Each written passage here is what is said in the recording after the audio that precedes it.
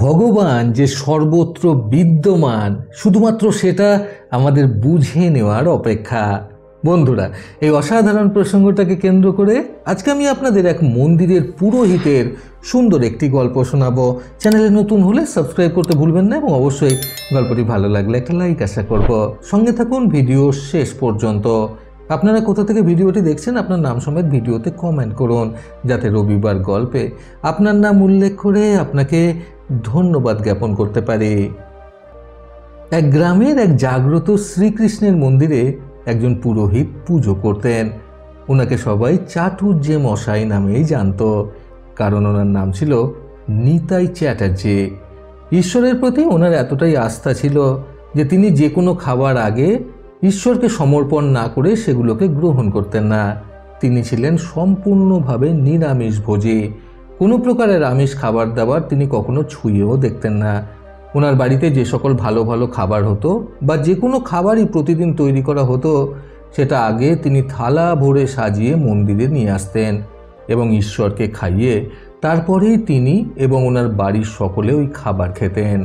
বাড়িতেও ওনার কড়া নির্দেশ ছিল ঈশ্বরকে খাবার না খাইয়ে যেন কেউ আগে কোনো খাবার না খায়। এই কারণে চাটুর্যেবাবুর স্ত্রী এত সুন্দর সুন্দর সুস্বাদু রান্না করা সত্ত্বেও ঈশ্বর না খাওয়া পর্যন্ত তিনি মুখে তুলতে পারতেন না। কখনো কখনো ওনার খাবার চেখে দেখার ইচ্ছা হলেও চাটুর্যে মশাইয়ের কড়া নির্দেশের জন্য তিনি ভুল করার সাহস পেয়ে উঠতেন না। এই জন্য তিনি মাঝে মধ্যে নিজের স্বামীর ওপর ভীষণ রাগও করতেন, আবার অনেক সময় এই নিয়ে ঝগড়াও করতেন, কিন্তু কোনো কিছুতেই কোনো লাভ হয়নি।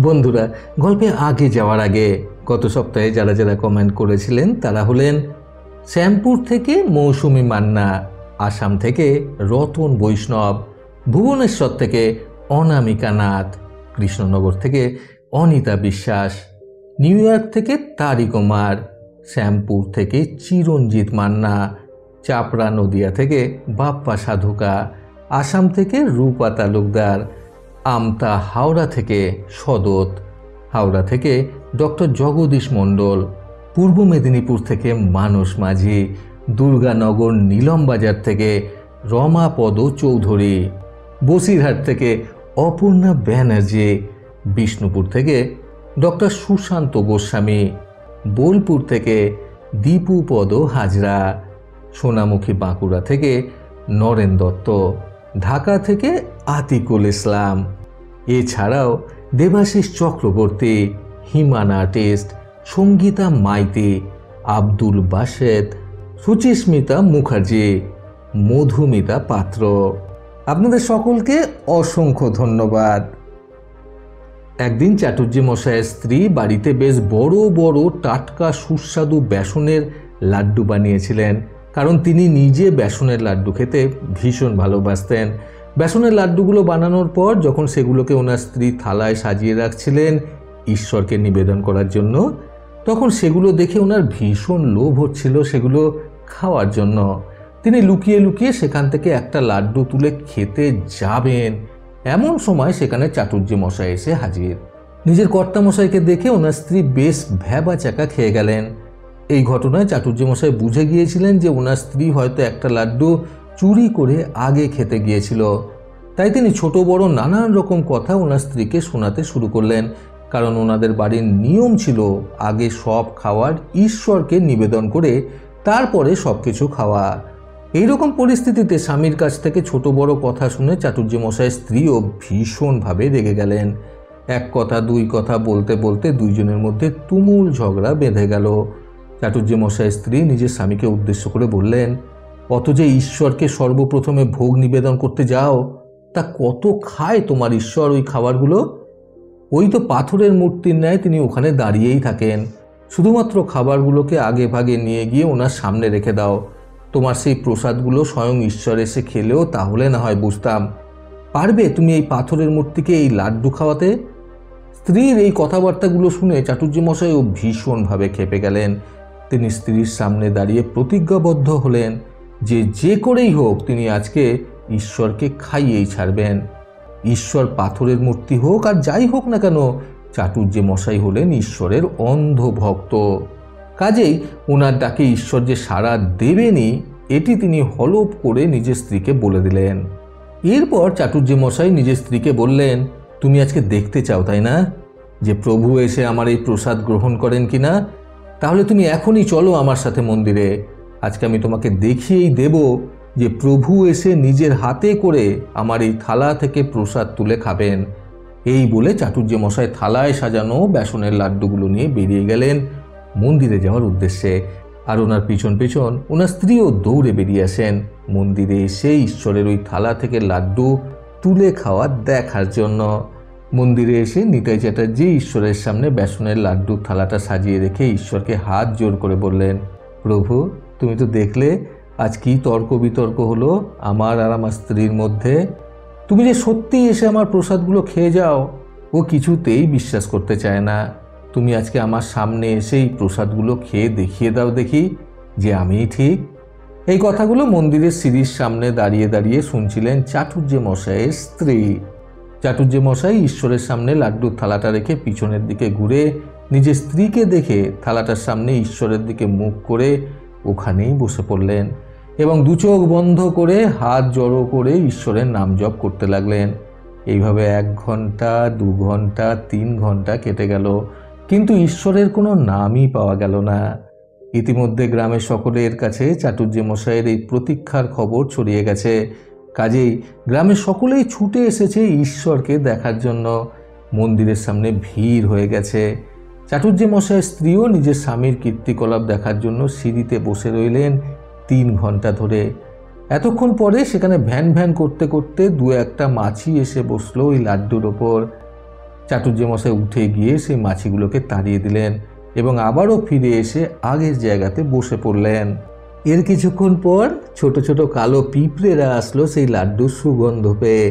চাটুর্যে মশাই আবারও উঠে গিয়ে সেই পিঁপড়েগুলোকে তাড়িয়ে আবার নিজের জায়গাতে এসে বসে পড়লেন।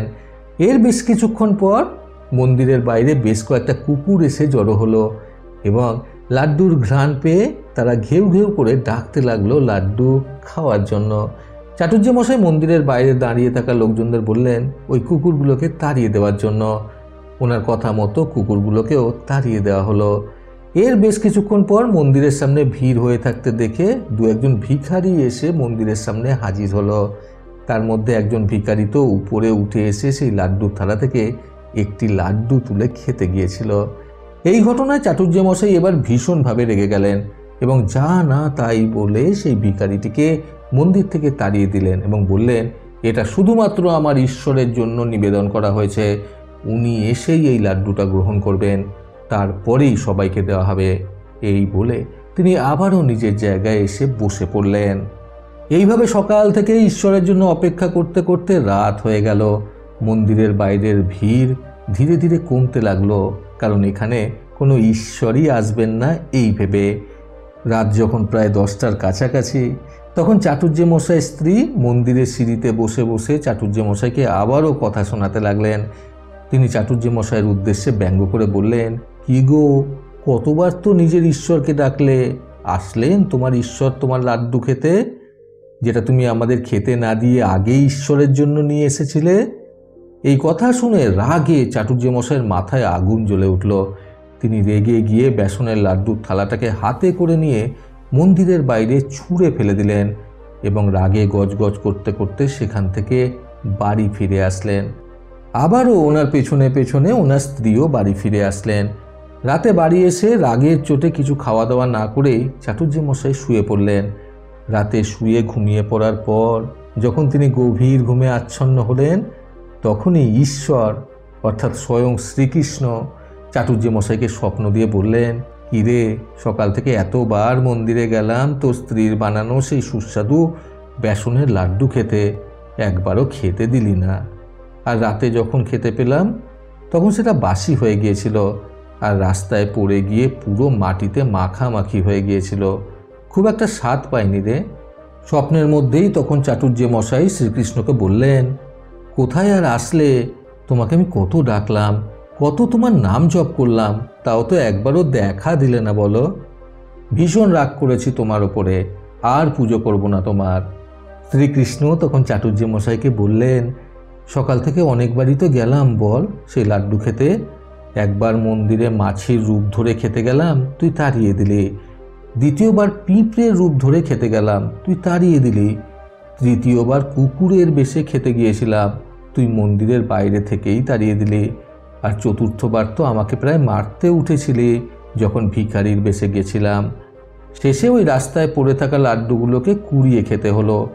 আর সব থেকে বড় কথা কি জানিস তো, তোর স্ত্রী যখন লাড্ডুটা খেতে গিয়েছিল তখনও ওর মাধ্যমে আমি সেই লাড্ডুটা খেতাম, কারণ আমি সর্বত্র বিরাজমান।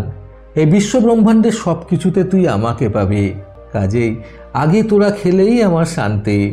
একথা শোনার পর চাটুর্যমশাইয়ের ঘুম ভেঙে যায়। তিনি তখনই ধরপড়িয়ে উঠে বসে মন্দিরে ছুটলেন। মন্দিরে যাওয়ার পর তিনি ভগবান শ্রীকৃষ্ণের সামনে দুহাত জোর করে বসে বলতে লাগলেন, হে প্রভু, আমাকে ক্ষমা করে দিন প্রভু। আমি বুঝতে পারিনি যে আপনি এত রূপে আমার কাছে এসেছিলেন। এ যে আপনার লীলা খেলা আমি আঁচ করতে পারিনি। এই ঘটনার পর থেকে নিতাই চক্রবর্তী আর আগের মতো ভুল করেন না।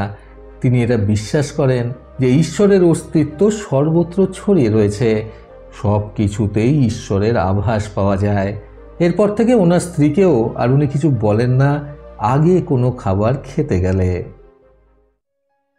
বন্ধুরা, ঈশ্বরের অস্তিত্ব বুঝতে আজকের এই সুন্দর গল্প থেকে শিক্ষণীয় 3টি কথা সর্বদা মনে রাখুন। প্রথমত, আমাদের এটা মেনে নিতে হবে যে ঈশ্বর সর্বত্র বিরাজ করে বেড়াচ্ছেন। দ্বিতীয়ত, প্রত্যেক জীবের মধ্যেই কিন্তু ঈশ্বর রয়েছেন, কাজেই কাউকে কখনো ছোট করা উচিত নয়। তৃতীয়ত, ঈশ্বরের প্রতি অগাধ আস্থা রাখলেই সকল প্রতিকূলতা জয় করা যায়।